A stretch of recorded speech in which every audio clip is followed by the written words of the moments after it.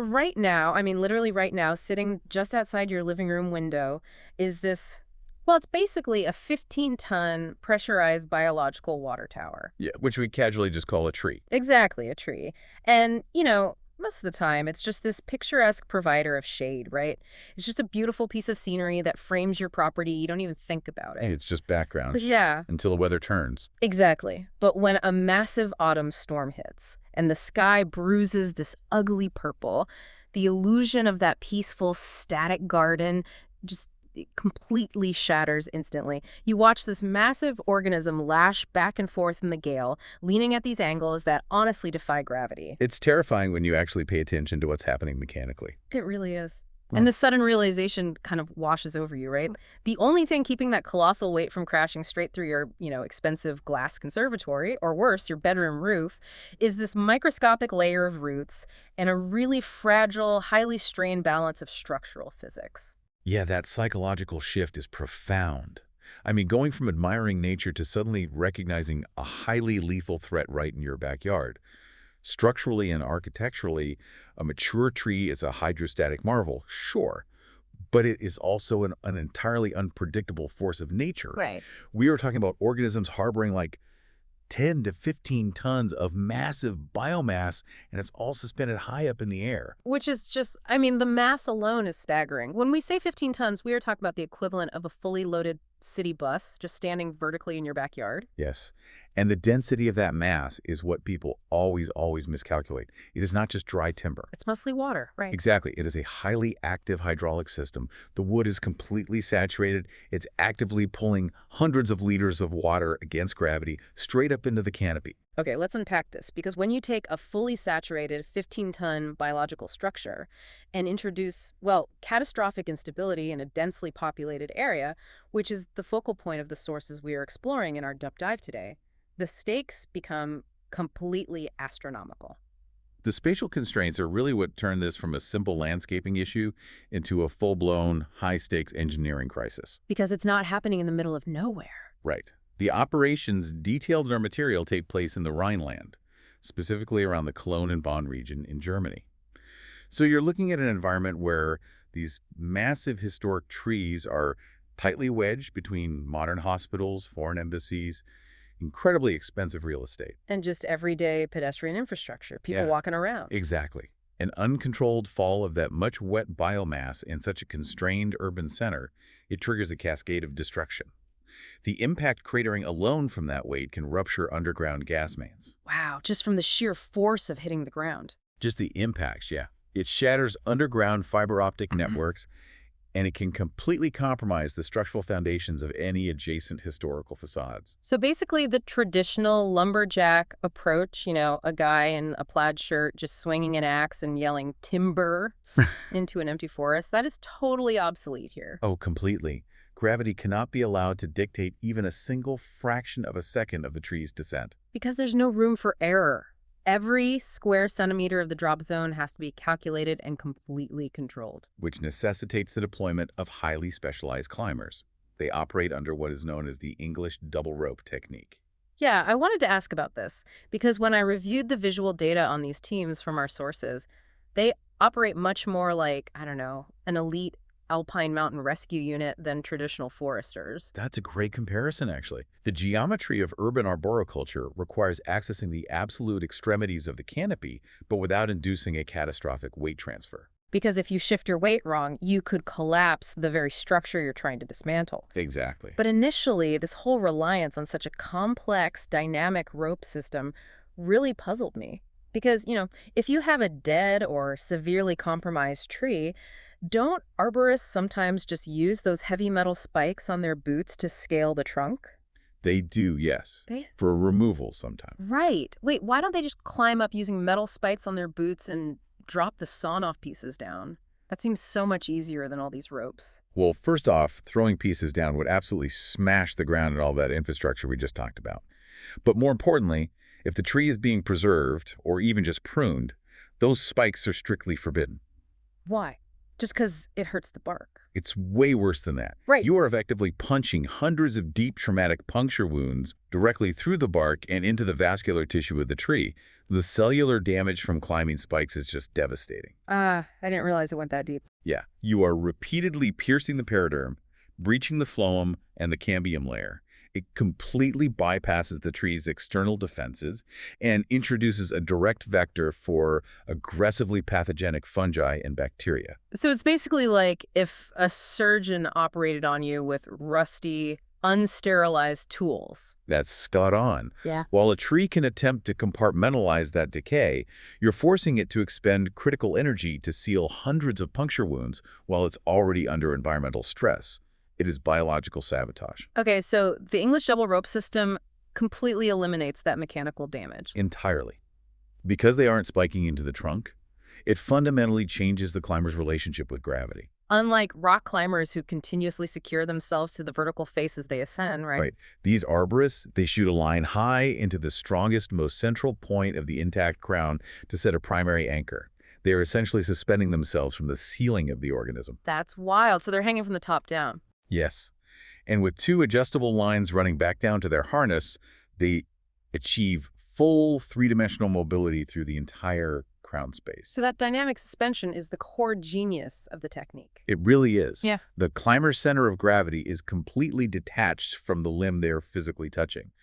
The tension in the harness and, the friction knots on the dual lines distribute their mass upward to that central anchor. Which means they aren't putting all their weight on the branch they're standing on. Exactly. This allows the climber to traverse laterally, literally walking out to the very tips of incredibly fragile horizontal branches that mathematically could never support a human's static weight. Wow. It allows them to position themselves like a spider in a web, just suspended 20 meters in the air with a roaring chainsaw. It's like a botanical SWAT team. It's an intense environment up there. But this sets up a terrifying physics problem, doesn't it? Let's say that climber, suspended on their adjustable lines, needs to remove a damaged lateral branch.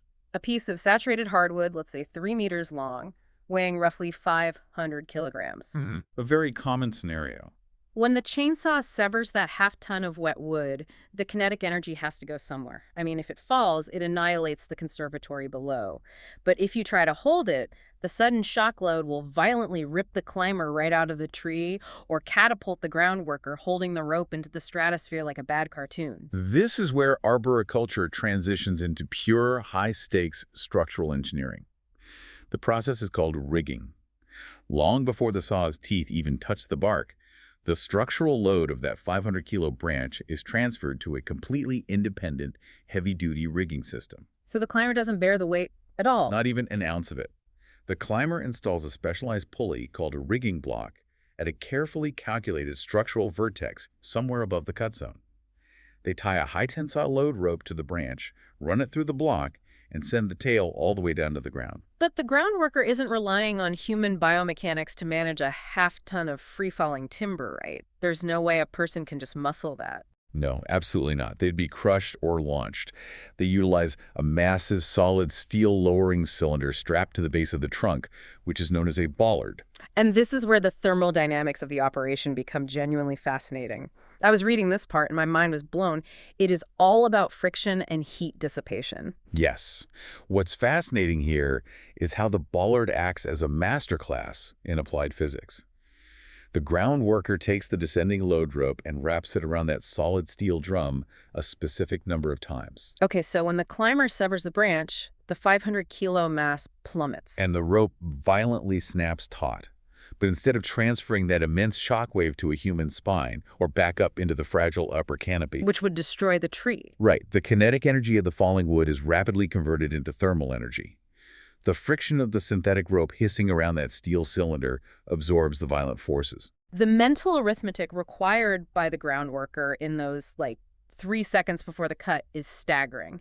They are looking 20 meters up into the canopy, trying to assess the density of the wood because, a saturated piece of oak behaves entirely differently under gravity than a dry piece of pine. Oh, night and day difference. They have to calculate the exact weight and, crucially, the drop distance before the rigging rope engages. Because kinetic energy increases exponentially with the distance of freefall. The shock load, of 500 kilos dropping 1 meter is vastly, vastly different from that same mass dropping 3 meters. So the groundworker must factor all that in. Everything. Hmm. The elasticity of the synthetic rope, the specific moisture content of the wood, the thermal coefficient of the bollard. They have to calculate all of that instantly to determine exactly how many wraps of the rope to place on the steel cylinder. And the margin for error is effectively zero. Because if the groundworker underestimates the mass, right, and applies one wrap too few, the friction coefficient is insufficient. The rope surges through the bollard, melting the synthetic fibers from the heat. And the load is completely lost. Half a ton of wood just accelerates straight through the glass roof below. Unbelievable. But what if they go the other way? What if they apply one wrap too many? That's arguably worse for the climber. If there's too much friction, it locks the rope dead onto the steel. When the massive branch drops and hits the end of a locked system, the dynamic energy has nowhere to dissipate. It can't slide to burn off the energy. Right. So the resulting shock wave travels instantaneously back up the rope, hits the rigging block, and can generate enough localized force to snap the top of the tree clean off. Taking the climber's primary anchor point right with it. Exactly. It's a highly lethal mistake. It's basically this delicate, high-consequence ballet of heavy machinery and gravity. When the calculus is perfect, the bollard absorbs the extreme forces, the rope winds against the hot steel, and the ground worker just smoothly lowers the multi-ton timber past the fragile masonry with, like, millimeter precision. It really is an incredible application of physics on a living organism. But, viewing this incredible spectacle really reframes the ultimate goal of these elite arboriculture teams. Because taking a tree down, no matter how spectacular the rope work is fundamentally an admission of failure. Exactly. True arboriculture is about preservation. Felling or dismantling is the absolute last resort when structural integrity has completely unrecoverably failed. Right, they want to save the tree, not chop it into firewood. The far more critical, nuanced aspect of their profession actually relies on microbiology and advanced botanical diagnostics. The primary objective of the company is to detect and mitigate invisible hazards long before the structural matrix of the tree degrades to the point of requiring that crazy high-tensile rigging. This diagnostic process is remarkable. The certified tree inspectors employed by these companies, they don't start by digging up the root system. They use the foliage in the summer canopy as a highly sensitive systemic readout. Yes, the leaves. It acts essentially as a biological MRI, right? You look up at the leaves, and they broadcast the exact nature of the microscopic failures occurring deep beneath the soil. That diagnostic accuracy of the foliage is tied directly to the hydraulic pipeline we discussed earlier. The tree is continuously drawing hundreds of liters of water, heavily laden with dissolved minerals, from the microscopic root hairs up through the vascular tissue of the trunk and out to the stomata of the leaves. For photosynthesis, they're like tiny, highly efficient solar panels. Exactly. And because the foliage is the terminal endpoint of this massive plumbing system, any microscopic interruption along the pathway instantly manifests visually in the canopy. So when I saw the notes in our sources on chlorosis, which is that pale, yellowish bleaching appearing between the green veins of the leaves, or just unusually small leaves, my first instinct was simply, well, nutrient-poor soil. I asked myself, couldn't pale leaves just mean the soil in that spot is naturally poor? I assumed it just needed some chemical fertilization. That's what most homeowners assume. But the mechanism driving this in urban environments is rarely a lack of ambient nutrients. It's far more complex. Often, it's a structural suffocation of the root system. Suffocation, like they literally can't breathe. Yes. Soil compaction is one of the most silent and lethal urban stressors. When heavy delivery trucks park on the grass verge or construction machinery operates near the root zone, the sheer mechanical weight compresses the soil structure. Oh, I see. It forces out the microscopic air and water pockets that are absolutely essential for the survival of the fine absorbing roots. So if you've recently had, say, contractors park their vans on your lawn during a home renovation, you might have unknowingly initiated this exact suffocating process. The bulk density of the soil increases to basically a brick-like consistency. Right, and the roots literally cannot perform cellular respiration. They asphyxiate and die, the iron uptake ceases entirely, and 20 meters above, the leaves lose their chlorophyll and turn pale yellow. That is tragic, honestly, just from a parked van. It happens all the time. Alternatively, that same chlorosis could indicate a pathogenic invasion of the vascular tissue. Anything a disease. Exactly. The roots might be perfectly functional in good soil, but an aggressive fungal infestation has penetrated the xylem, physically clogging the vascular pathways and blocking the capillary action required to pull water upward. So the diagnostic capability to read those subtle leaf variations allows the arborist to intervene early, maybe with soil aeration or targeted fungal treatments. Yes, it's all about preventative care. But the diagnostic toolkit extends beyond just reading the foliage. The integration of local wildlife into the diagnostic protocol is fascinating. These inspectors actively observe the acoustic behavior of woodpeckers to locate internal decay that is entirely invisible from the outside. The feathered inspectors, yeah. Woodpeckers possess an extraordinary acoustic sensitivity to the resonant frequencies of wood. They are not just drilling randomly hoping to find a bug. Really, they know exactly where they're going. Oh, absolutely. They are isolating the acoustic signature of specific wood-boring insect colonies. And those specific insects require a very particular microenvironment to thrive, namely wood that has already been compromised by fungal decay and is actively undergoing lignin breakdown. Okay, so the bark on the outside of the trunk might look perfectly robust and solid to human eyes, completely masking the internal structural failure. But when the inspector sees a woodpecker intensely working on one specific isolated quadrant of the trunk, it is a definitive biological indicator. It's a dead cert. The bird is acting as a highly precise acoustic scanner. It confirms that deep within the heartwood, there is a necrotic, decaying cavity, even if the bark is pristine. And identifying that hidden cavity early allows for preventative structural pruning. By carefully reducing the weight on the compromised section of the canopy, the arborist can rebalance the load. Exactly. You prevent a catastrophic shear failure during the next windstorm, saving the tree and, avoiding the drama of the 500-kilo falling branch entirely. Speaking of hidden decay, this brings us to a biological threat that completely caught me off guard. It completely shifted my perspective on garden maintenance. We have to examine the underground battlefield triggered by something as mundane as a leftover tree stump. Oh, the stumps. Yeah, here's where it gets really interesting and a little terrifying. If you have ever felled a sick tree and left the ragged stump sitting in your front garden out of sheer convenience, assuming it was just a pesky tripping hazard or an eyesore to steer the lawnmower around, you have inadvertently cultivated a pathogenic beachhead. People think a stump is just a dead piece of wood. The concept of a garden as a collection of isolated, benign plants is a massive misconception. Beneath the soil, it is a densely interwoven, highly competitive, and ruthless ecosystem. It's biological warfare down there. Truly, when you introduce a massive concentrated supply of dead carbon and cellulose into that environment in the form of a stump, nature responds aggressively. A dead stump is essentially an all-you-can-eat buffet for wood-decaying fungi. It isn't just passive decomposition, though. It is the invitation of apex botanical predators. The primary threat highlighted in our sources is the notorious honey fungus, or armillaria. Yes. And this organism doesn't just passively break down dead wood to enrich the soil. It utilizes the energy reserves of that dead stump to launch a coordinated lateral invasion against perfectly healthy living trees across your property. It uses the stump as a base of operations. Exactly. The stump acts as an energy reservoir, allowing the honey fungus to synthesize and deploy specialized, highly aggressive subterranean structures called rhizomorphs. Rhizomorphs. Just the name sounds like sci-fi horror. They look like it too. Oh. They're these tough, black, bootlace-like cords, sometimes as thick as a human arm, that tunnel rapidly through the soil at a furious pace. They act as underground motorways, hardened pipelines, shielding the delicate fungal hyphae inside from environmental extremes as they aggressively expand their territory. The mechanism of their attack is deeply unsettling. These rhizomorphs actively hunt new victims. They seek out the root systems of healthy neighboring trees, and when they make contact, they don't route around the living root, right? No, they invade.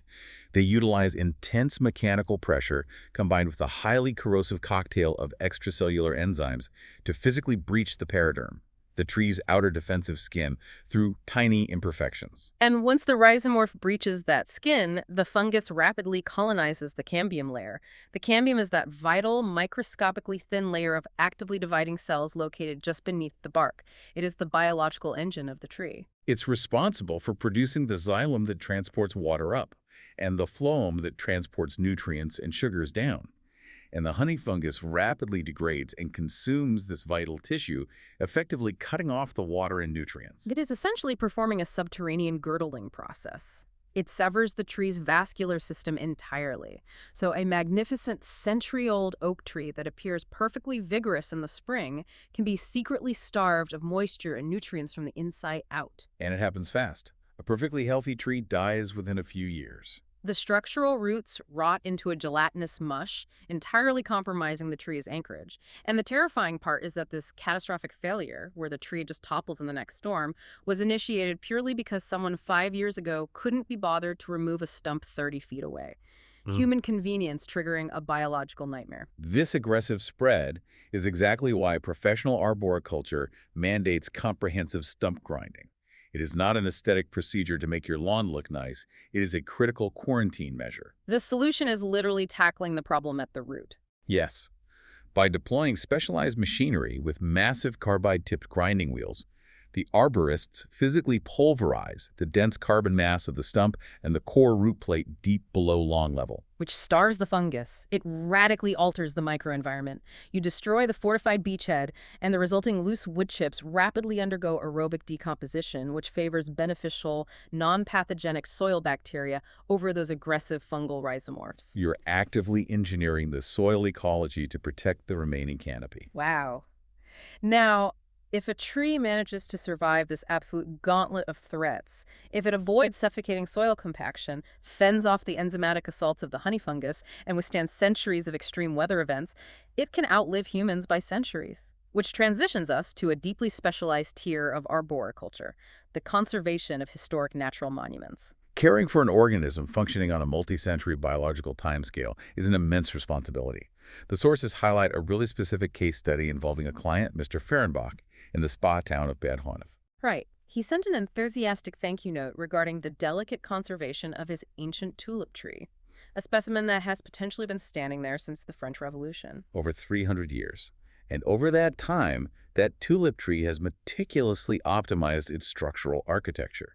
The taper of the trunk, the specific angles of the lateral branches, the distribution of the canopy mass, every single structural element is a direct biological response to the prevailing wind loads of that specific valley, the accumulation of its own mass, and the light availability over centuries. It has a perfect structural balance attuned to its location.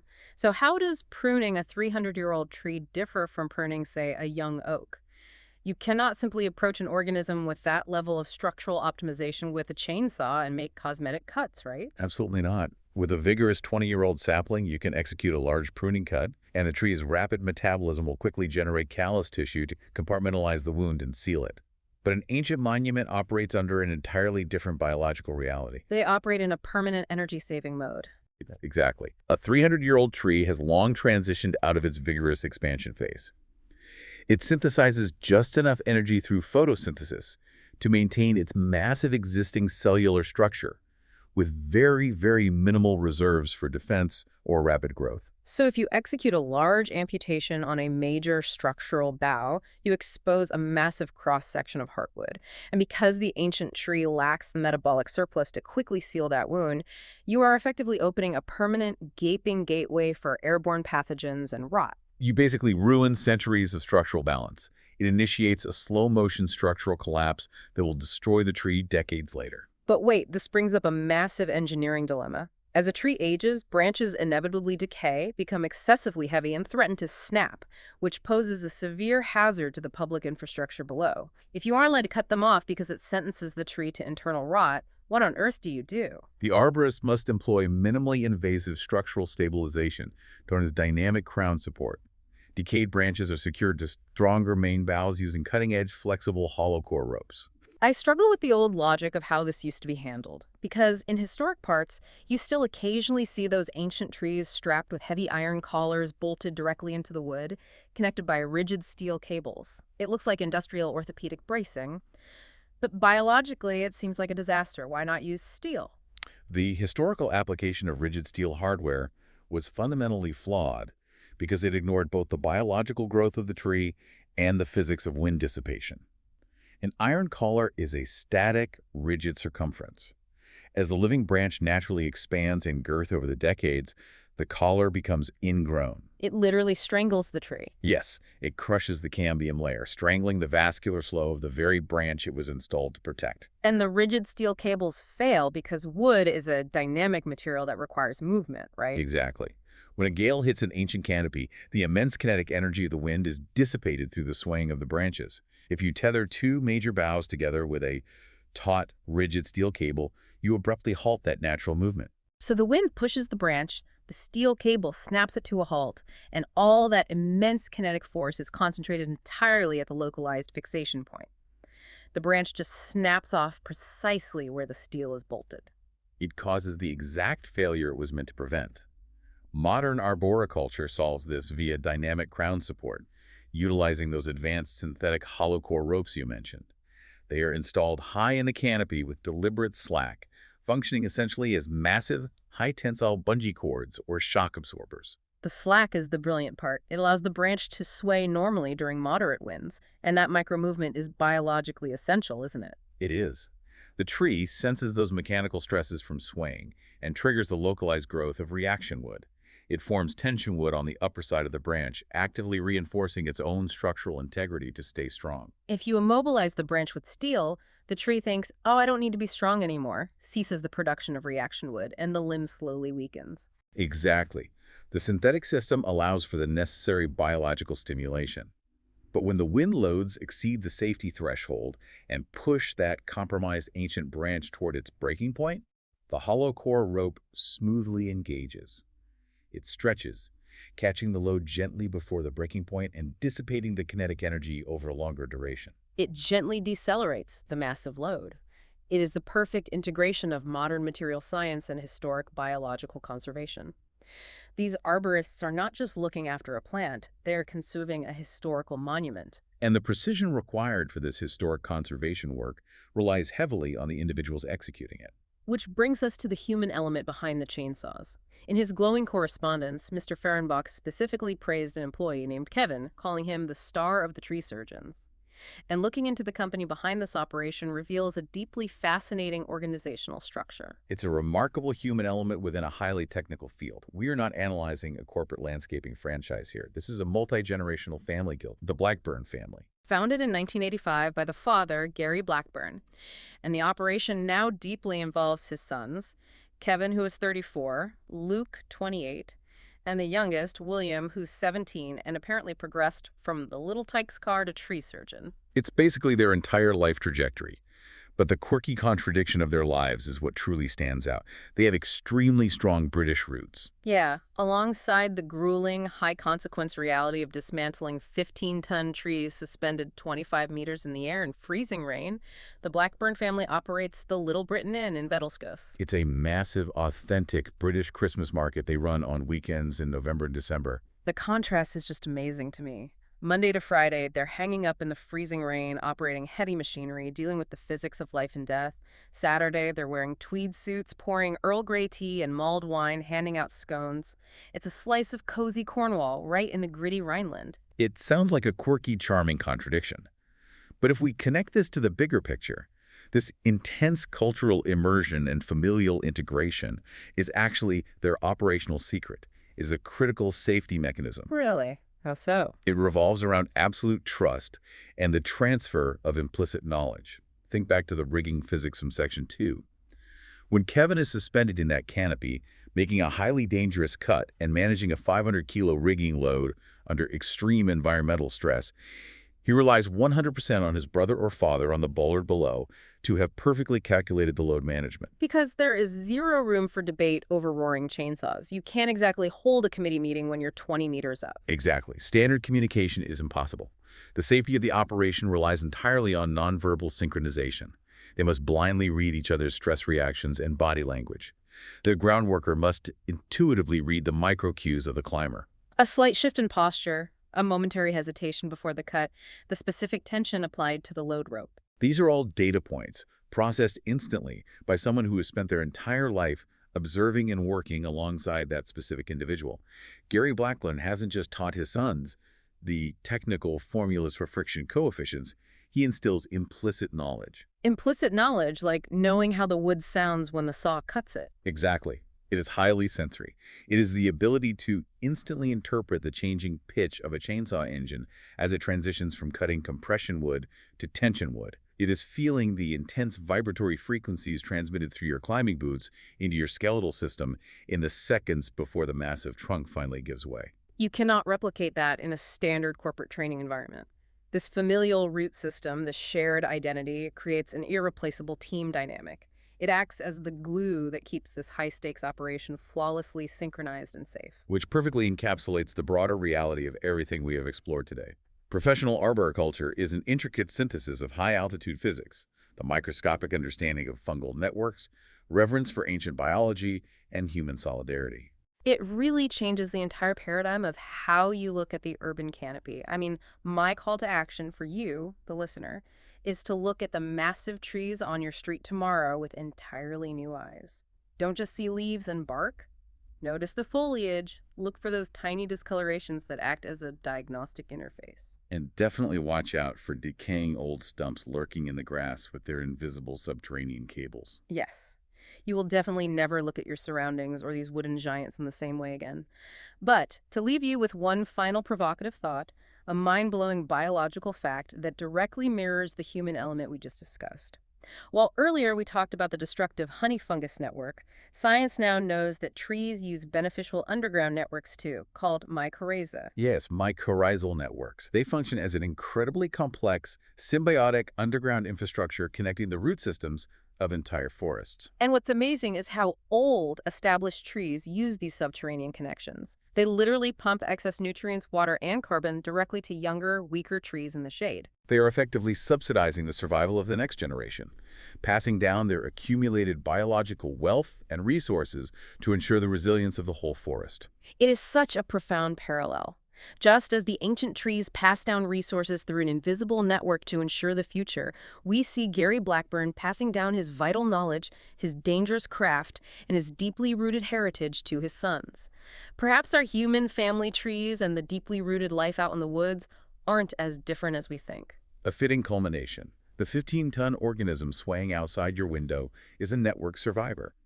And maintaining that delicate balance within our urban infrastructure relies on an equally impressive network of human trust. Sometimes nature just needs a few experts with climbing ropes and a bit of British humor to keep standing tall for another century. Until next time on our deep dive.